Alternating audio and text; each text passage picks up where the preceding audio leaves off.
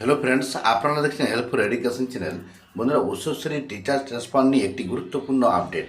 তো উচ্চশ্রেণী পোর্টাল একটি নতুন অপশন চলে এসেছে। সেইখানে কি করবেন, বা যারা আগে আবেদন করেছেন এই অপশনটি পাননি তাদের জন্য কি সমাধান আছে, এবং অনেকের সমস্যার সমাধান জানাচ্ছেন কমেন্ট বক্সে যে ওটিপি সমস্যার সমাধান, ওটিপি আসছে না অনেকের, তাহলে কি করবেন এখন। তো দেখুন, উচ্চশ্রী পোর্টাল আপনার যে নতুন অপশন এবং উচ্চশ্রী মেডিকেল গ্রাউন্ড সমস্ত কিছু আপনারা দেখাবো এখানে। তো আমরা চলে এসেছি উচ্চশ্রী পোর্টালে। তো আমরা লগ ইন করবো।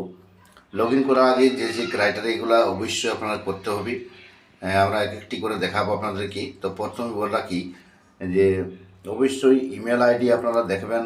ইমেল আইডি আপনাদের প্রোফাইলে আপডেট করা আছে কিনা আইএসএমএস পোর্টালে সেটা হেডমাস্টার মশাইকে জানাবেন। তাহলে কিন্তু আপনাদের মেসেজ আসবে, মানে ওটিপি আসবে।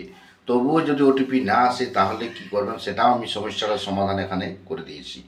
তো আপনাকে প্রথমেই যেসব ক্রাইটেরিয়াগুলো প্রাইমারি না সেকেন্ডারি সেটা অবশ্যই সিলেক্ট করতে হবে। তারপরে আপনাদেরকে সাব ডিভিশন সিলেক্ট করবেন। তারপরে সাব ডিভিশন ক্লিক করার পরে আপনাকে টিচার্স আইডি কোডটি দিতে হবে, এবং আপনাদের যে প্যান কার্ড দেওয়ার পরে আপনাদের ক্যাপচাটা বসাবেন।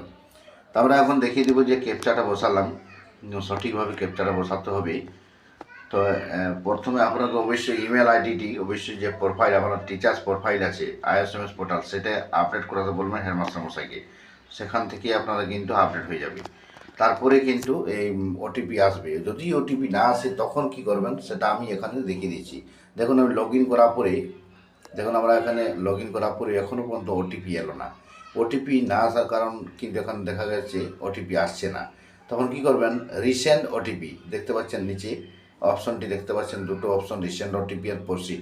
রিসেন্ট ওটিপি আসবে, রিসেন্ট ওটিপি ক্লিক করবেন, তাহলে সঙ্গে সঙ্গে একটি ওটিপি চলে আসবে। এরকম কিন্তু এখন লগ ইন করার সময় এই সমস্যাটা অনেকের দেখা যাচ্ছে।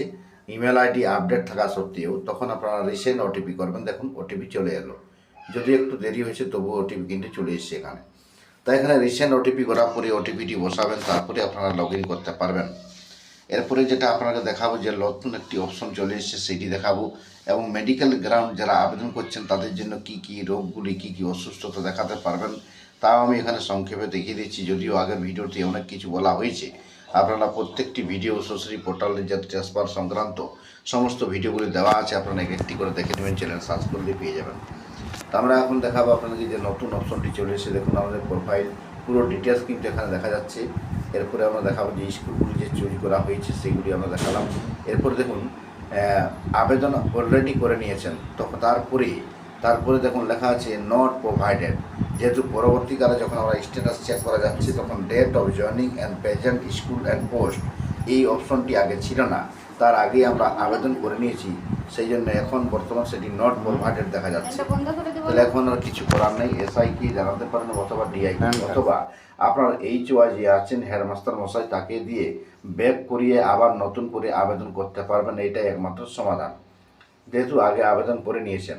তাই এখানে ডেট অফ জয়নিংটা আগে অপশনটা ছিল না, এখন কিন্তু নতুন করে দেখুন অপশন চলে এসেছে। দেখুন এই date of joining at present school and post, এটা কিন্তু নতুন একটা অপশন চলে এসেছে।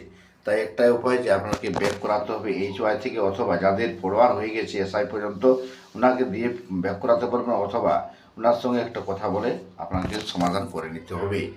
আর আশা করি সেরকম সমস্যা হবে না। যদি আপনার ফরওয়ার্ড হয়ে থাকে তাহলে হয়তো যেহেতু এই অপশনটা আগে ছিল না, তার আগে করেছেন, তার জন্য কোনো অসুবিধা হওয়ার কথা নয়। তবু যারা এইচওয়াইএনডে পর্যন্ত পৌঁছেছে, নতুন আবেদন করেছেন, তারা এইচওয়াইএন থেকে ব্যাক করে নতুন করে আবেদন করতে পারবেন। তো আমরা এখন দেখাবো আপনাদেরকে। দেখুন এখানে ক্লিক করলেই প্রসিড হয়ে যাবে, আপনার আবেদনটি সাকসেস হয়ে যাবে। তো আমরা এখন দেখাবো আপনাদের যারা মেডিকেল গ্রাউন্ডে আবেদন করছেন তাদের কি কি অপশন দেখা যাচ্ছে। দেখুন রিজন আছে any other ground, medical reason self, medical reason son, daughter, spouse. তো আমরা মেডিকেল রিজন সেলফে দেখুন কী কী renal, heart, malignant disease, thalassaemia, replacement organ, serious gynaecological disorder, এই যে দেখতে পাচ্ছেন এই অসুস্থতাগুলি যদি দেখাতে পারেন তবেই কিন্তু আপনারা মেডিকেল গ্রাউন্ডে আবেদন করতে পারবেন, এবং এটা অবশ্যই সার্টিফিকেট থাকতে হবে, এবং সেটা ম্যানেজিং কমিটি স্কুলের সেটা পর্যবেক্ষণ করে বিএমএইচের কাছ থেকে সার্টিফিকেট নিয়ে তারা আপলোড করবেন, এনওসি দিবেন। মেডিকেল রিজন সেলফ এবং medical reason son, daughter, spouse, এটা আমি রেখেছি, তার সঙ্গে সম্পর্কটা কী সেটা দেখাতে হবে। তারপরে আপনাকে সেই প্লিজ সিলেক্ট এই যে অসুস্থতাগুলি দেখাতে হবে। এগুলা হলো মেডিকেল গ্রাউন্ডে যারা আবেদন করবেন। তো আরও পুঙ্খানুপুঙ্খ আর আগের ভিডিওতে আমরা আলোচনা করে দিয়েছি, অবশ্যই ভিডিওটি পুরো দেখবার চেষ্টা করবেন আগের ভিডিওগুলা, তাহলে কিন্তু আপনারা ক্লিয়ার বুঝতে পারবেন। এবং HYN থেকে কতদিনের মধ্যে ফলোয়ার হবে বা DI কতদিনের মধ্যে ফলোয়ার করতে হবে, ডিপিএসসি অথবা WBCSSC ফলোয়ার করবেন, তারপরে আপনাদের WBBSC আপনাকে ট্রান্সফার অর্ডার জারি করবেন। রিকমেন্ডেশন দেবেন WBCSSC, আর ট্রান্সফার অর্ডারটা দেবেন WBBSC। তো এইভাবে আপনারা আবেদন করুন। কোনো জায়গায় সমস্যা হলে অবশ্যই জানান। তো বন্ধুরা দেখতে পাচ্ছেন দু রকমের চিত্র দেখতে পাচ্ছেন, নট প্রোভাইডেড আর একটা হলো নতুন অপশন। তো নট প্রোভাইডেড কাদের দেখা যাচ্ছে, যারা অলরেডি আগে আবেদন করে নিয়েছেন তাদের জন্য এই অপশনটি, আবার সেই নট প্রোভাইডেড দেখা যাচ্ছে। এবং নতুন যারা আবেদন করবেন তারা কিন্তু জয়েনিং ডেট, স্কুল পোস্টিং সমস্ত কিছু কিন্তু দিতে পারবেন। তো যারা দিতে পারেননি তাদের একটা সমাধান বের করাতে হবে কোনো করে, অথবা আপনার HR সঙ্গে কথা বলে অথবা SIর সঙ্গে যে এন্ডে গেছে আপনার অ্যাপ্লিকেশনটি, সেখানে গিয়ে আপনারা কিন্তু কথা বলতে পারেন, অথবা লিখিতভাবে আবেদন করে জানাতে পারেন যে আমার আবেদনটিতে এর আগে অপশনটি ছিল না, নট প্রোভাইডেড, এখন দেখা যাচ্ছে, তাই এই অপশনটি কেউ করে দেয়। সেই সমস্যার সমাধানের জন্য অবশ্যই আপনাকে লিখিতভাবে জানাতে পারলে আর খুব ভালো হয়। এবং সমস্ত শিক্ষক সংগঠনগুলির কাছে আমাদের আবেদন থাকছে যাতে এই সমস্যার সমাধান হয়ে যায়। যারা অলরেডি আবেদন করেছেন তাদের যাতে আবেদনটি গ্রাহ্য হয়, এই অপশনটি ফিল আপ না করা সত্ত্বেও যেমন তাদের যাতে সেই সব অ্যাপ্লিক্যান্টদের গ্রাহ্য হয়, অ্যাপ্লিকেশনটি যাতে রিজেক্ট না হয়ে যায়। কারণ এই অপশনটি যখন আবেদন করার সময় এই অপশনটি ছিল না, অলরেডি যারা আবেদন করে নিয়েছেন তাদেরকে অবশ্যই সেই কনসিডারেশনটা করতে হবে। সেই অবশ্যই শিক্ষক সংগঠনগুলি এই নিয়ে একটা দাবি করুক, এটা আমরা চাই। তো বন্ধুরা, এনি আদার গ্রাউন্ডে যারা আবেদন করবেন তাদের অলরেডি আমি আগেই বলে দিয়েছি কী কী লাগবে। গুগল থেকে অবশ্যই আপনারা গুগল ম্যাপ থেকে আপনাদের যে ডিস্ট্যান্স, বাড়ি থেকে স্কুলের দূরত্ব বা পার্মানেন্ট অ্যাড্রেস যেখানে আপনারা থাকেন, পার্মানেন্ট অ্যাড্রেস এবং স্কুলের দূরত্ব অবশ্যই আপনারা গ্রাহ্য করবেন।